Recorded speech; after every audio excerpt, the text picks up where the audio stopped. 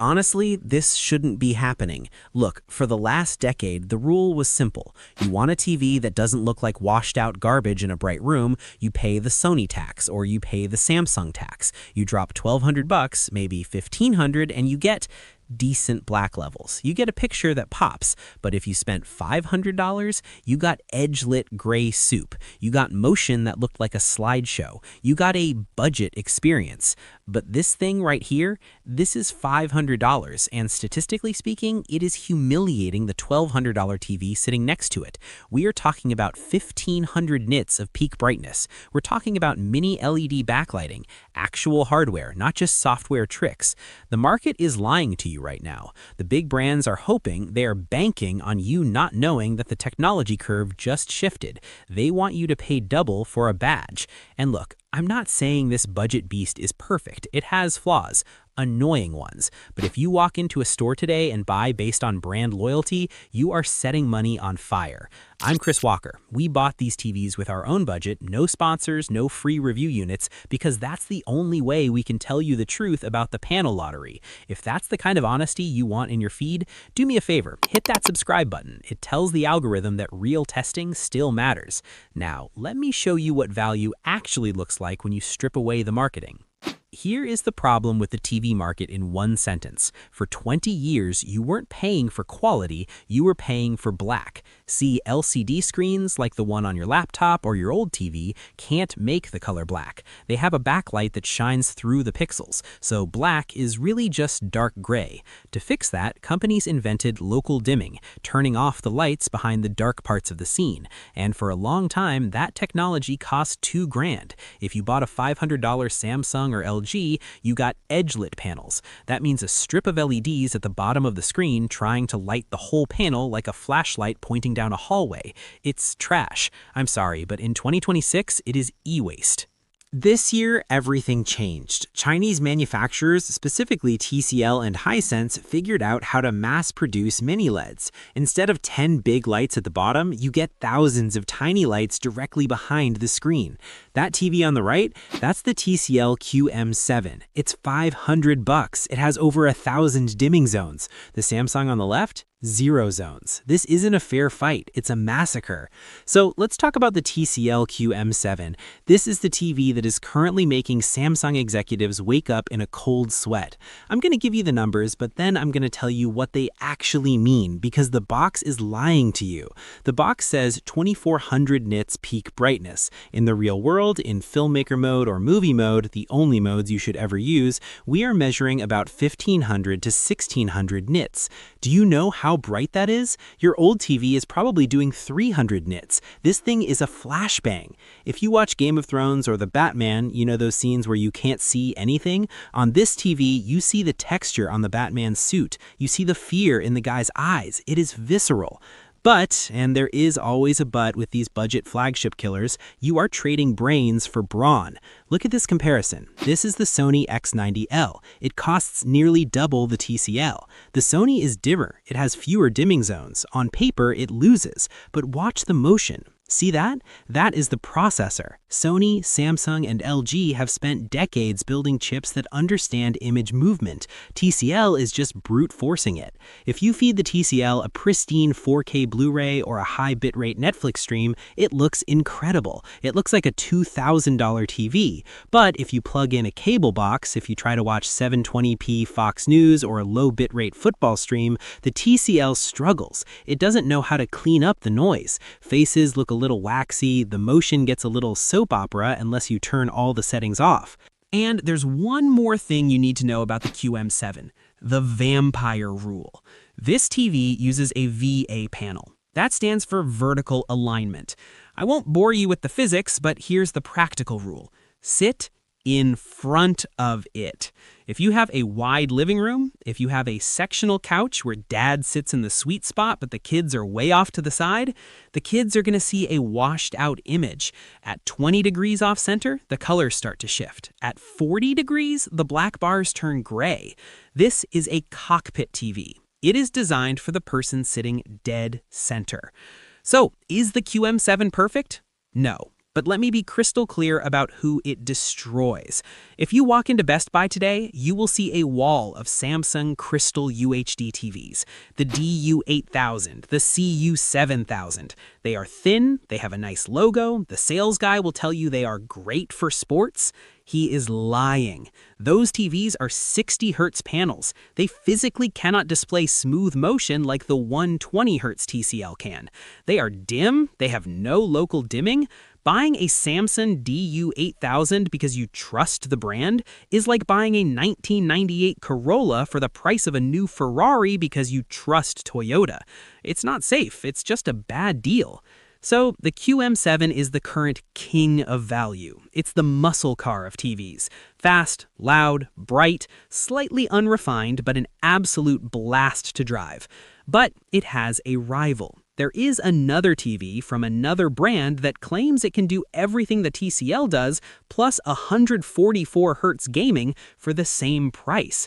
But there is a very dark rumor about that TV's quality control, and I didn't believe it until I unboxed ours.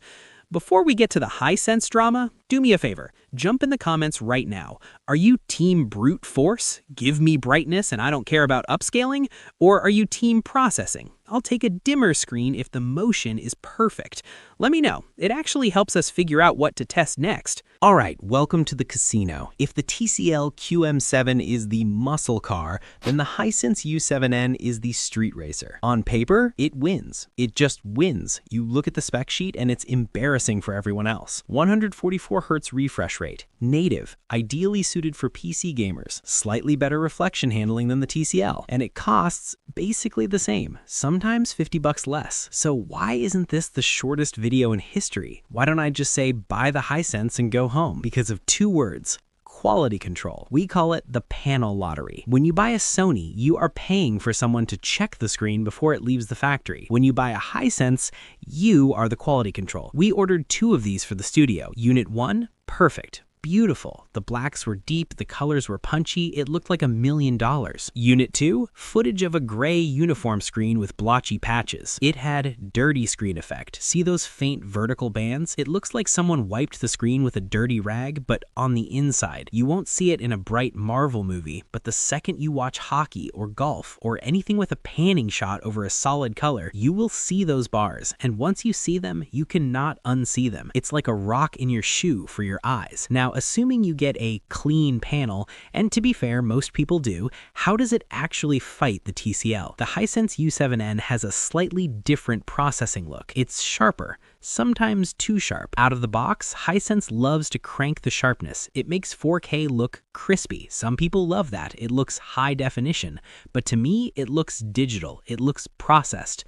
The TCL feels a little more organic, a little more like a movie theater. But if you are a gamer, specifically a PC gamer plugging in a rig, the Hisense supports 144 Hz. The TCL caps at 120 Hz mostly. Is that a deal breaker? Probably not. Unless you have bionic eyes, the jump from 120 to 144 is barely noticeable, but the input lag on the Hisense is incredibly low. It feels like snappy. It feels like a monitor. Both of these TVs support VRR. Both do 4K at 120 Hz. If you have a PS5 or an Xbox Series X, honestly, flip a coin. They're both stellar. But here's where the budget flagship facade cracks, and this is the part that nobody talks about because it's boring.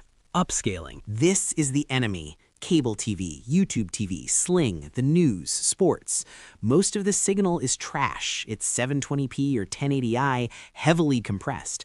A $3,000 Sony TV takes that garbage signal and uses a cognitive processor to rebuild it. It smooths the gradients. It removes the blocky noise. It makes 720p look like 1080p. The TCL and the Hisense, they don't really know what to do with it. They just make it bigger.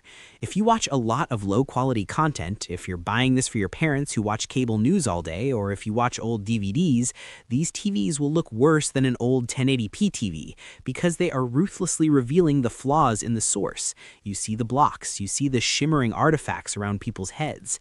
This is the hidden tax of buying budget. You need to feed it high-quality food or it gets sick.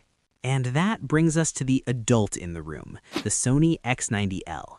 I know, it's not mini LED. It doesn't have 1,000 zones. It's old technology, full array local dimming, and it costs $1,100 for a 65-inch. Why would anyone buy this when the TCL is $700? Because it just works. You take it out of the box, you put it in custom picture mode, you are done. The colors are accurate, the motion is perfect. Sony is the king of motion.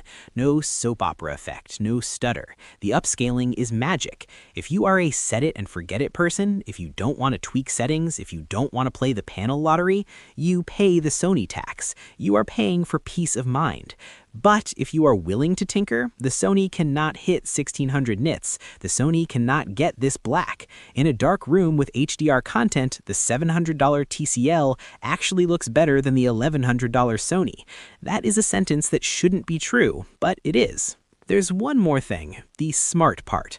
Both the TCL and Sony use Google TV. It's the best operating system out there right now.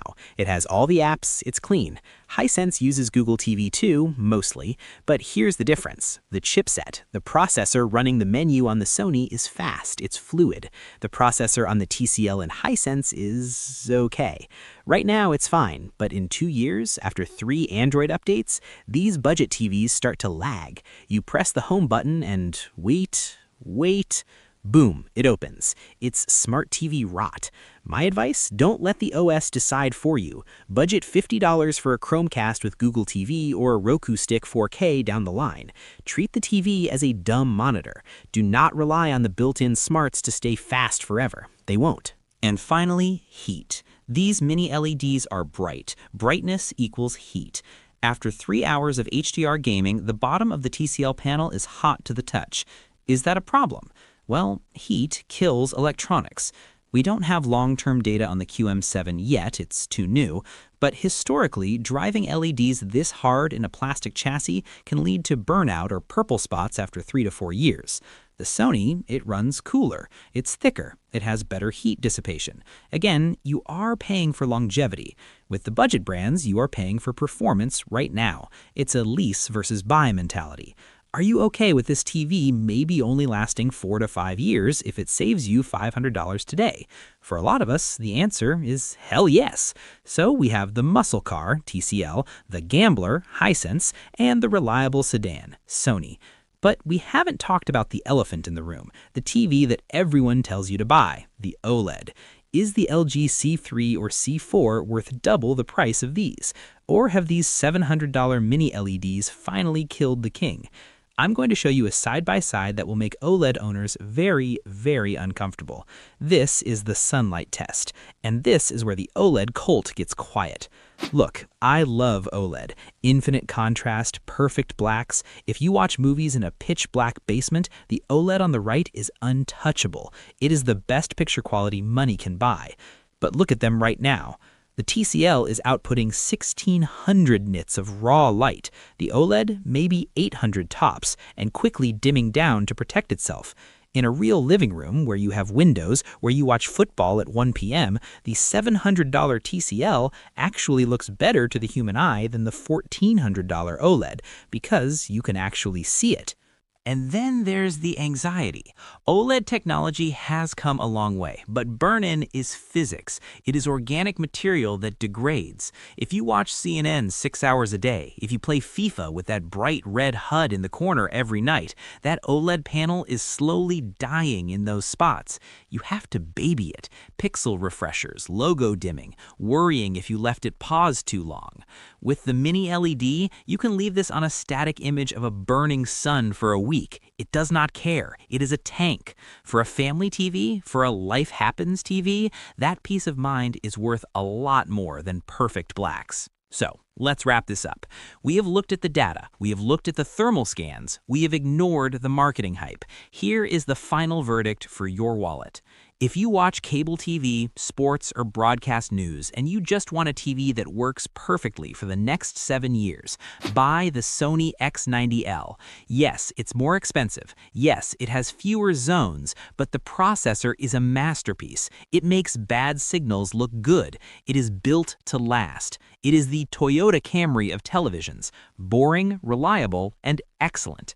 If you're a PC gamer who needs 144 Hz and you're willing to play the panel lottery, buy the Hisense U7N, but buy it from a place with a ruthless return policy. Costco, Best Buy.